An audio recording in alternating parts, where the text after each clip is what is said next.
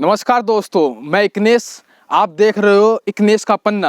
आज मैं आपको उन से मिलवाऊंगा जो आज के देश के युवाओं का पसंदीदा यूपीएससी क्रैकर विकास दिव्यकृति सर। आज विकास सर बाबा भीमराव अंबेडकर की जन्म स्थल पर खड़े होकर कुछ भाषण दे रहे हैं, बाबा साहब के बारे में आपको कुछ बता रहे हैं। आइए मैं आपको step by step Vikas Divyakirti sir के भाषण को, आवाज को आप तक पहुंचा रहा हूं।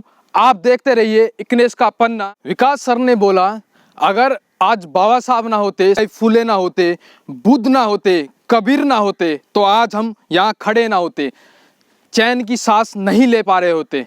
आइए विकास दिव्यकृति सर की जुबानी आपको सुनाता हूं उनके आवाज के जरिए। बहुत लोग उनका विरोध करते हैं, उनको लगता है कि दलितों का नेता है, ये हिंदू धर्म के बहुत खिलाफ था, ये बहुत नाराज रहता था।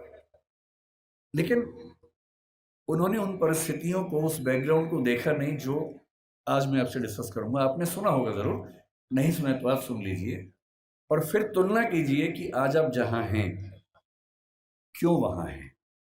अगर अंबेडकर साहब ना होते या ज्योतिबा फुले ना होते, उसके 500 साल पहले कबीरदास ना होते, उसके 2000 साल पहले बुद्ध ना होते, तो दरअसल हम वहां नहीं होते जहां जब बैठे। क्या उन्होंने क्या झेला अंबेडकर जी ने।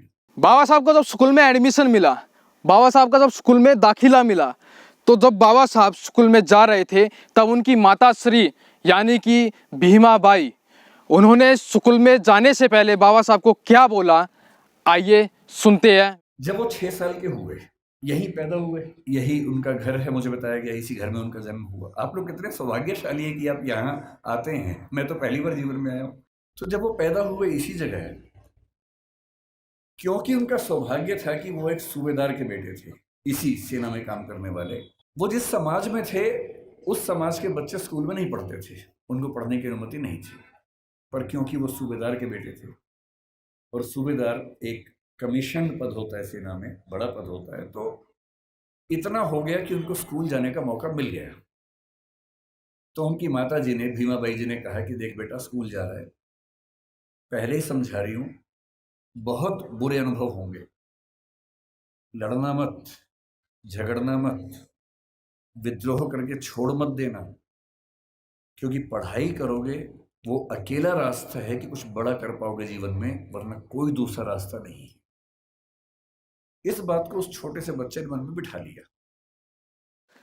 बाबा साहब का जब स्कूल में दाखिला मिला, बाबा साहब जब स्कूल जाने लगे, तो स्कूल में उनके साथ कैसा व्यवहार किया जाता था आप सोच भी नहीं सकते। उनको पानी पीने के लिए जिस पानी में गिलास डालते हैं, मटके में गिलास डालते हैं, उसको छुआ भी नहीं जाता था।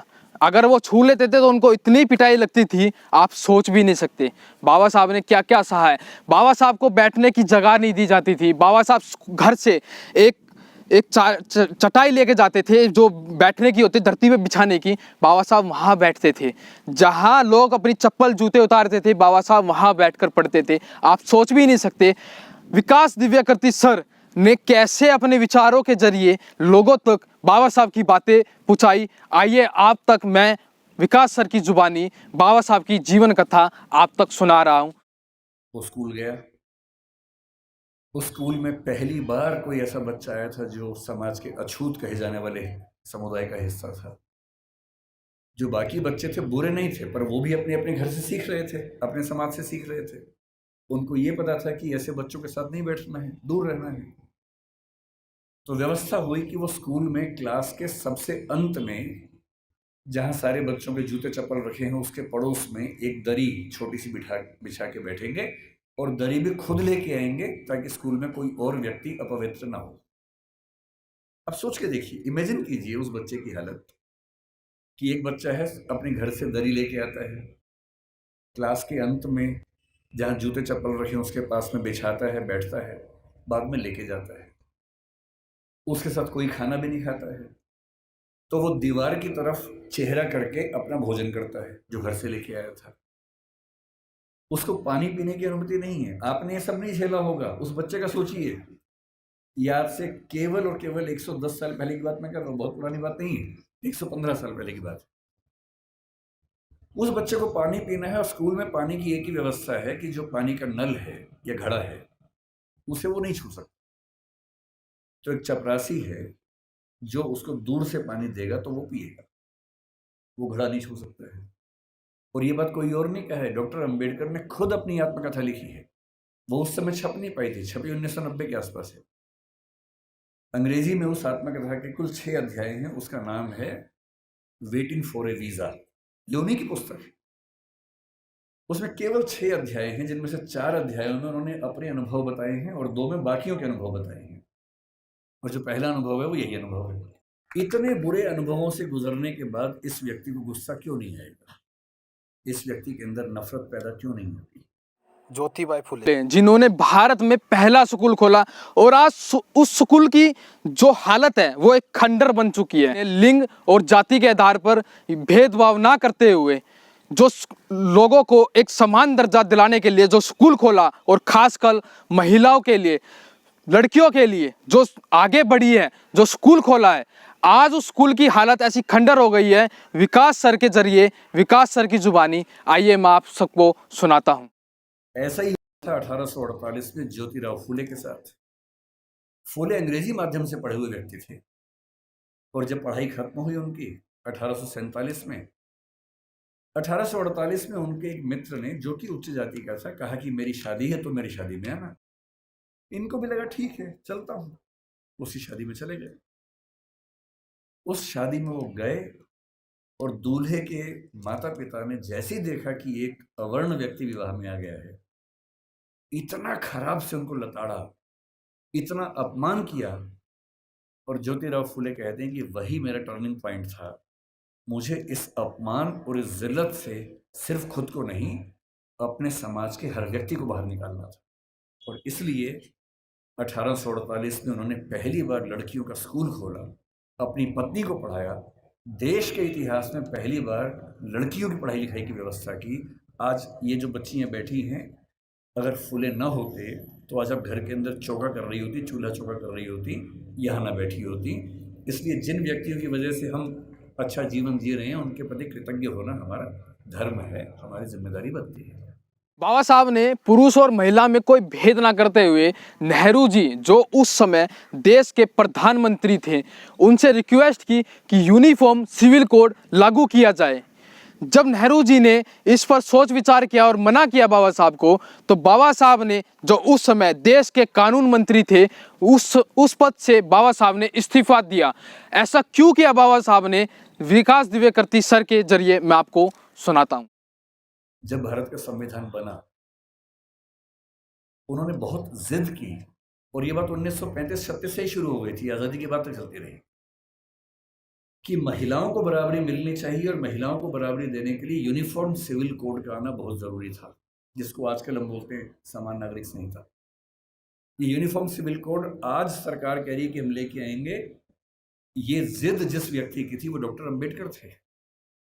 उनको पता था कि जब तक सामाजिक कानून सभी धर्मों में पुरुष और महिला के लिए बराबर नहीं होंगे, तब तक महिलाएं आगे नहीं बढ़ सकती हैं। और उन्होंने कहा था, मैं किसी समाज की प्रगति का अनुमान इस बात से करता हूं कि वहां महिलाओं की हालत कैसी है।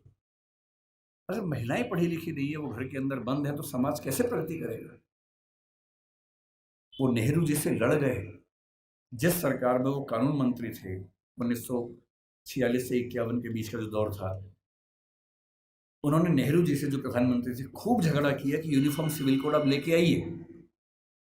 उस समय नेहरू जी का मानना यह था कि 1951 के पहले आम चुनाव होने के बाद, जनता से विश्वास लेने के बाद मैं लेके आऊंगा। और अंबेडकर साहब ने नाराज होकर इस मुद्दे पर देश के कानून मंत्री के पद से इस्तीफा दिया और एक भाषण दिया जिसमें कहा कि नेहरू जी ने अपने वायदे को निभाया नहीं है और महिलाओं की बराबरी के लिए जो प्रयास करना चाहिए वो प्रयास कर नहीं रहे।